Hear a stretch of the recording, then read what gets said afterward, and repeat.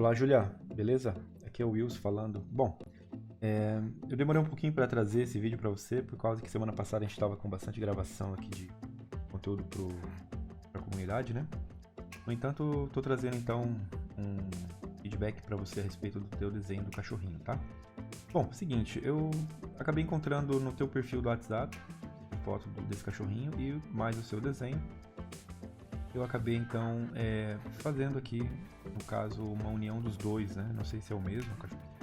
Né? Em primeiro lugar, eu quero dizer até para você que fico muito feliz de estar tendo a honra de representar o teu bichinho de estimação, né? Sei que ele era praticamente um ente da família para você, com certeza. E com a perca dele você deve ter ficado bastante triste. Então, fico muito feliz, muito honrado de poder estar fazendo a representação do teu bichinho de estimação, tá bom? Bom, para vocês entenderem, pessoal, agora falando com todo mundo aqui em geral, até, além da Júlia, né? O que eu fiz aqui? Eu basicamente apliquei nesse desenho do cachorrinho um estudo de observação, onde eu tento entender a estrutura geométrica dele, né? Então eu pego ali na foto de baixo do cachorrinho e faço os círculos, né? E esses círculos vocês podem observar que a cabeça dele está um pouco virada de lado, né? Porém, no desenho que a Júlia fez, ela fez o cachorrinho de frente, tá? O que acontece?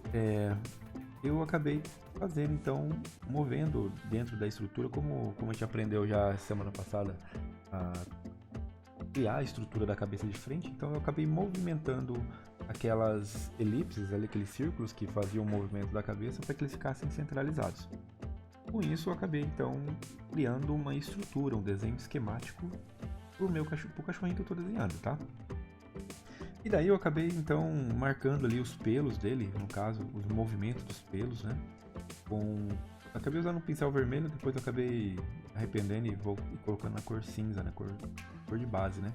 Geralmente quando você vai trabalhar com um personagem que os pelos são brancos, né? Você geralmente começa aplicando a base embaixo, o fundo, né? O fundo dele mais escuro. E depois você vem com uma outra camada de tinta, no caso, fazendo os pelos brancos, né? Quando é grafite, o processo é o contrário. Você marca onde são os pelos brancos e vem fazendo os escuros, tá? Nesse caso, como eu estou usando o Photoshop como ferramenta, poderia ser uma pintura em tela. Isso aqui, por exemplo, seria aplicado igual esse processo que eu estou fazendo aqui no Photoshop, né? Você aplica primeiro a base escura e você vem com os tons médios e os tons mais claros aplicando por cima, né? Basicamente foi isso que eu fiz. Então, ali cada camada que eu criei nova, eu acabei fazendo isso, tá? O Photoshop, ele é muito bacana porque ele oferece pra gente um controle maior, né? Uma das coisas que me fez eu sair no caso, da tela ou do papel, no caso, as técnicas, né? Tipo, eu sempre trabalhava nanquim, aquarela, tinta óleo, eu adoro mexer com esses materiais físicos assim, né?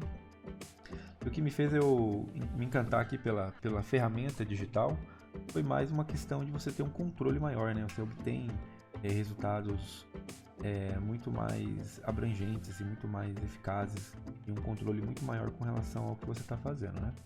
Basicamente foi por isso que eu acabei usando. Vocês podem ter observado ali no início do desenho, eu fiz uma coisa bem simétrica, né?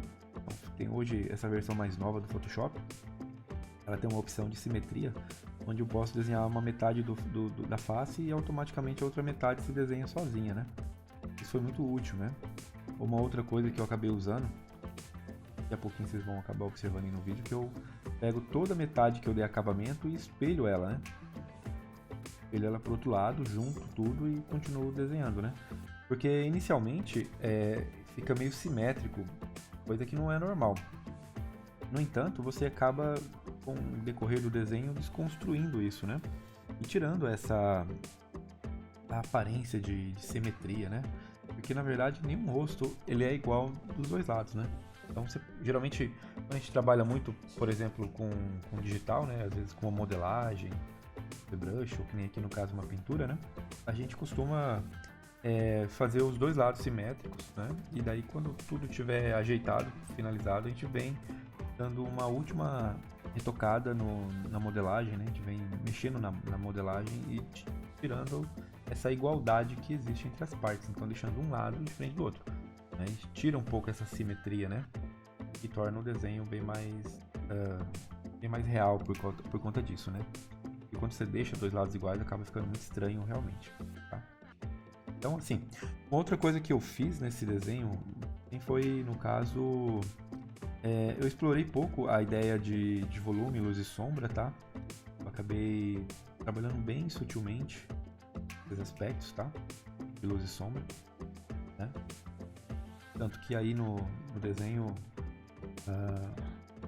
eu realmente marquei muito pouco, na verdade. Eu depois pensei, falei, poderia ter dado mais acabamento, né?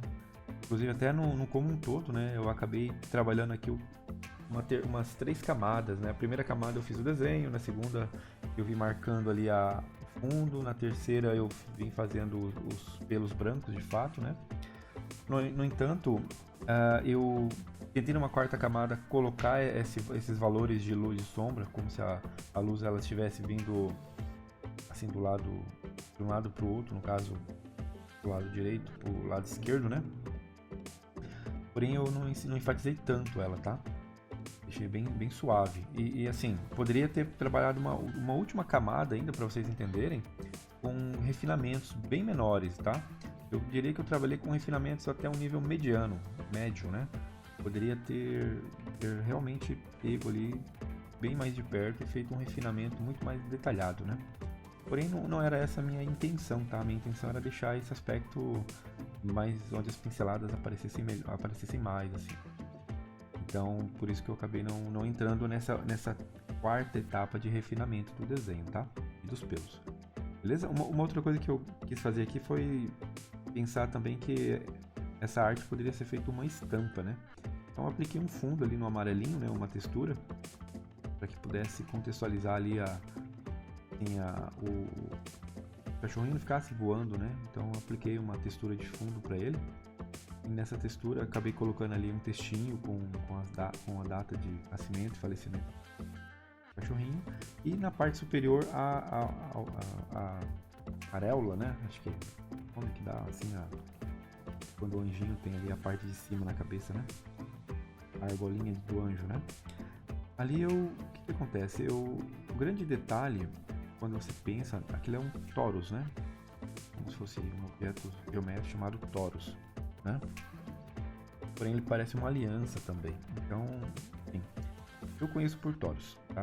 E a grande questão ali é que você, às vezes, na sua cabeça, você tenta entender o objeto. E aí, quando você tenta entender o objeto, você não percebe como ele, de fato, poderia realmente representar, né?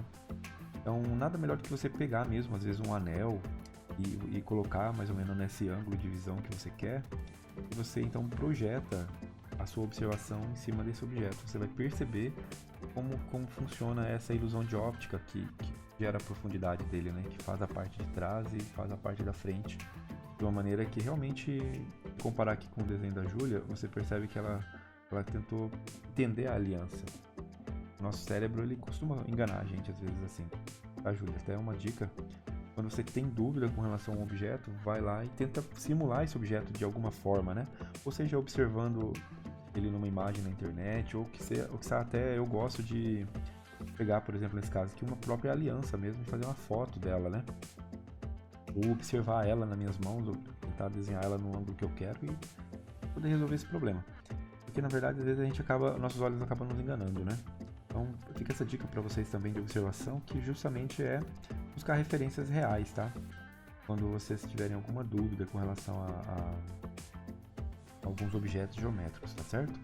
Então, aí acabei depois, no final de tudo, colocando assim um mockup para uma camiseta, né? Então, Júlia, fica a dica, tá? Caso você queira, conversa com seus pais, de repente vocês podem procurar uma empresa de impressão em camiseta aí na cidade de vocês e, de repente, faça um transfer, né? Essa impressão ela pode ser feita através de uma técnica chamada transfer, ok?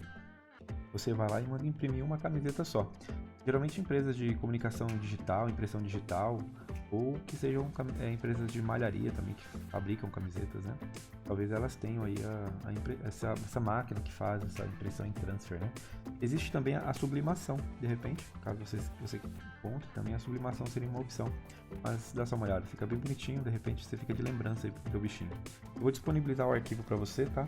Em PSD, e daí vocês podem baixar e levar na gráfica para eles fazerem a impressão, beleza? Grande abraço, pessoal. Valeu!